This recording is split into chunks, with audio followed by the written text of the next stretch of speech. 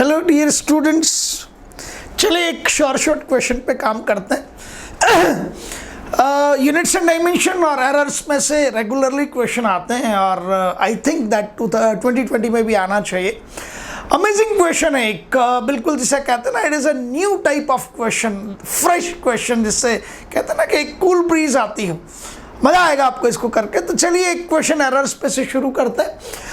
यहाँ पहली बार देखिएगा कि ट्रिग्नोमेट्रिक फंक्शन का यूज हुआ है। तो there are two quantities y and x and these two quantities are related with each other such that the relation is y is equals to 4 tan x. So two physical quantities y and x related by y equals to 4 tan x. और फिर क्या कहा जाता है, that error in x is 2%. So it is a percentage error that will be in x. लेकिन कब? That 2% error is when we are measuring the x at pi by 4. So you are interested to measure the x and the value of x is at pi by 4, but the error incurred is 2% at the value of x is equals to pi by 4. That is given to you. Is that clear?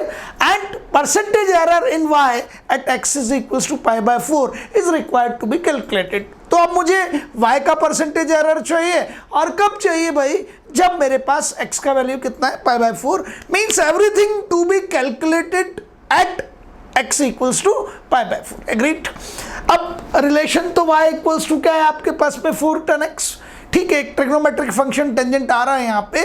अच्छा, आपको मालूम है errors will be absolute errors, then there will be the relative errors and after that there will be the percentage relative errors।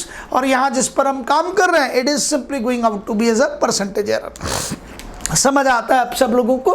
तो मुझे solution में क्या करना है, that it is percentage error in y means delta y by y into 100%। ये delta y क्या चीज़ है आपकी? absolute error है, divided by the value multiplied by 100%, so we call it as a percentage error।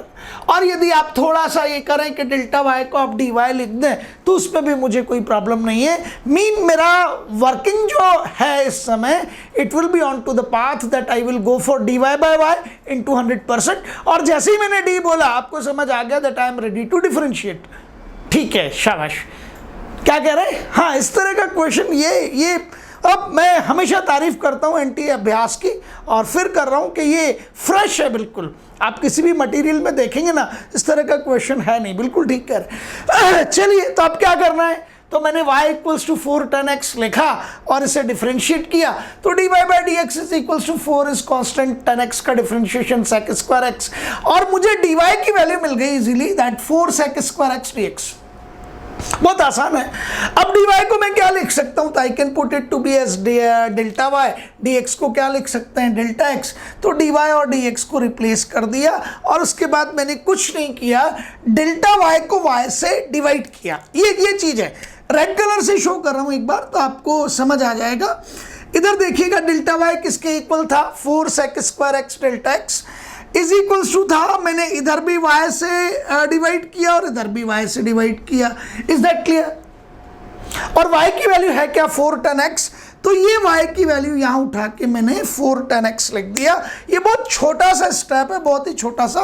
तो is equals to, और y की जगह पर ये हो गया आपका 4 tan x, और यहाँ मैंने इसको y रहने दिया। तो अब हमें लग गया कि we can do the question, because delta y by y तो आ गया, इसको 100 से क्या करना है, मल्टीप्लाई करना है। लेकिन ये वैल्यू कैलकुलेट कब होनी चाहिए, at x equals to pi by 4। तो ठीक है, delta y by y is equals to, अब आप 4 को कैंसिल कर दीजिए, sec square x upon tan x into delta x। ठीक है, यहाँ तक पहुँच गए। अच्छा, ये गिवन है that error in x that is 2%, it means delta x upon x into 100 is equals to 2। percentage error is 2%। agreed? तो आपने कहा सर ये कब है, so it will be at x equals to pi by 4। be very careful। तो यहां मैंने x का वैल्यू पुट किया pi by 4, so delta x upon x pi by 4। ठीक है, तो आप मुझे कहेंगे कि it will be coming as 2 by 100 into x and e pi by 4, so delta x is equals to, इधर देखिएगा, delta x is 2 by 100 into x and x is equals to what, pi by 4। view it carefully। I am calculating the things at x equals to pi by 4 as given in question। agreed?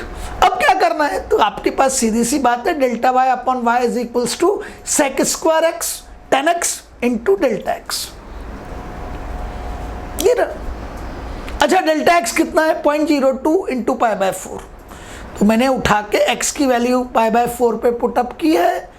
So sec square 45 या sec square pi by 4, just opposite to that cos 45 1/√2 sec 45 आपके पास क्या हो जाएगा √2 उसका square 2 10 45 1 ये हो गया, और डेल्टा एक्स का वैल्यू 0.02 इंटू पाई बाय 4, ये 2 and 2 4 से कैंसिल हो गया, यहाँ से ये लीजिए ये, तो ये बचेगा 0.01। Is that clear? 100% से मल्टीप्लाई करते ही ये भी cancel, and you can say that it will be coming as, ये कैंसिल हुआ है। See it carefully, it is 245, check कर लीजिए, 1045 is 1, cos 45, समझ रहे हैं आप मेरी बात को? क्लियर है? Agreed? So you will see that 2 and it is 2 4 get cancelled out and it will be coming as, ये सब कैंसिल होकर आपके पास में pi will be the answer, pi % you can say. Is that clear? So your answer is, it is pi %। Is that clear? So it will be pi %। Pi % is what? It will be the error in y when x equals to pi by 4। Agreed? अब क्या करेंगे, जब आप इस question को देखेंगे anti अभ्यास app में ना, तो इसका आपको सॉल्यूशन भी मिलेगा, आंसर भी मिलेगा, and that will be pi by 2%।